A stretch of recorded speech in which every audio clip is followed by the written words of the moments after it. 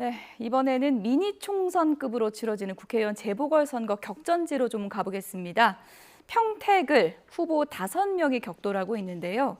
3강 구도 속에 누가 당선돼도 참 이상하지 않은 그런 곳이죠. 취재기자 연결해서 짚어보겠습니다. 한현희 부장원 기자 현장 상황 전해주시죠.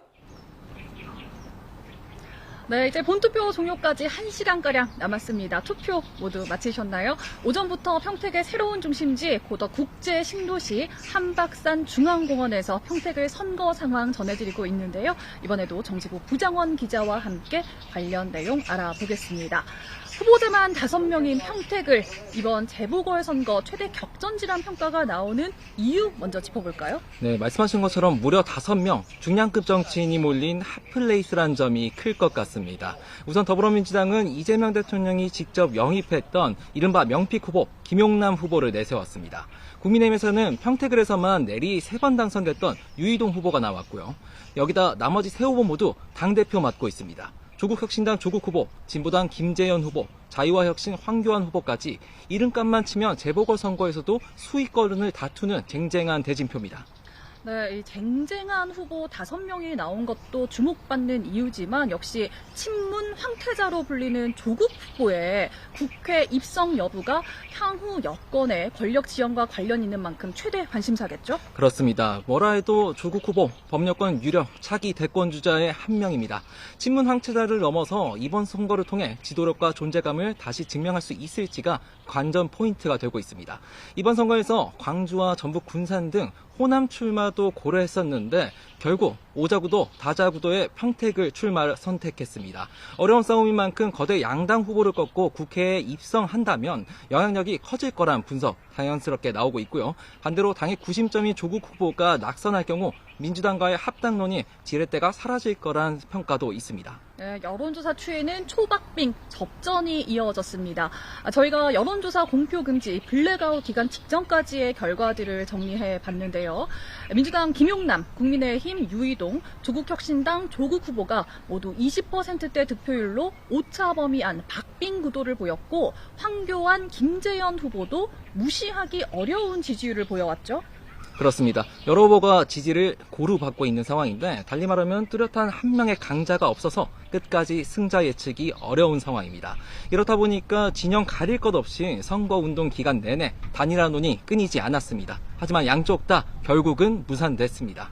김영남 조국 후보는 초반부터 적통 경쟁, 신경전이 치열했고 결국 당대당 다툼까지 비화했고요. 보수 야권도 유이동 황교안 후보 단일화 물고 트이나 했지만 결국 마찬가지로 이뤄지지 않았습니다. 네, 최종 승자가 누구일지 정말 투표함을 열어봐야지 알 수 있을 것 같은데요. 지금까지 선거에서 평택을 선택은 어땠습니까? 일단 평택은 지난 2012년부터 12년 동안 보수정당이 승리를 가져갔던 지역입니다. 하지만 지난해 대선에선 민주당이 10%포인트 이상 앞섰고요. 평택의 지형을 뜯어보면은 크게 평택강 인근의 도농복합지와 그리고 주안 미군기지 인근 팽성읍 일대 그리고 지금 저희가 나와 있는 고덕 신도시 세 갈래로 분류를 할 수 있겠습니다. 삼성전자 반도체 캠퍼스가 생기면서 젊은 층 유입이 크게 늘었습니다.